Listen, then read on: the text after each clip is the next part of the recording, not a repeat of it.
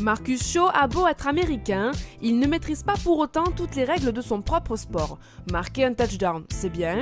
Fanfaronner avant de l'avoir marqué, c'est interdit. Alors que le Flash recevait les Templiers, le running back va se mettre en lumière dès l'entame du match, sur une course dont il va être un peu trop fier. En effet, le coureur va célébrer son touchdown avant de pénétrer dans la end zone. Résultat des courses, touchdown refusé pour conduite antisportive, un point de règlement que l'ex-joueur NCAA aurait dû connaître, aux grandes dames de son coach Mehdi Matala. Il est censé le savoir, il va falloir qu'on lui rappelle. C'est un joueur jeune avec les qualités et les défauts. Il a les qualités d'un joueur jeune, c'est qu'il est foufou et qu'il est capable de faire des jeux venus d'ailleurs. Par contre, voilà, là, il faut qu'il comprenne que à ce moment-là du match, c'était pas bien vu, quoi. Les Templiers n'en demandaient pas tant et le Flash de la Courneuve devra finalement se contenter d'un field goal transformé par Céline Ziane. Toujours en attaque, c'est par les airs que la Courneuve va enfin trouver la solution. Paul Durand envoie une passe de 30 yards à destination de Johan Roy.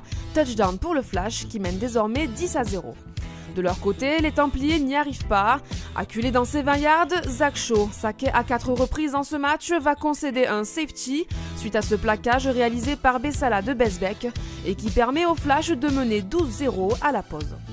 Au retour des vestiaires, les joueurs d'Emmanuel Charret repartent avec de bonnes intentions et c'est le running back Alexander Tsassong qui va se déjouer de la défense courneuvienne en inscrivant du bout des doigts le premier touchdown des Templiers dans ce match.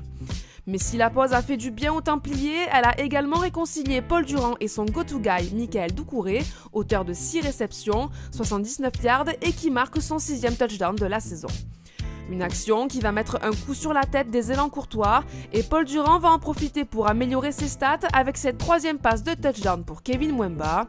Score final 26-7 et victoire logique du Flash face à des Templiers conscients que l'horizon vers les playoffs s'éloigne de plus en plus.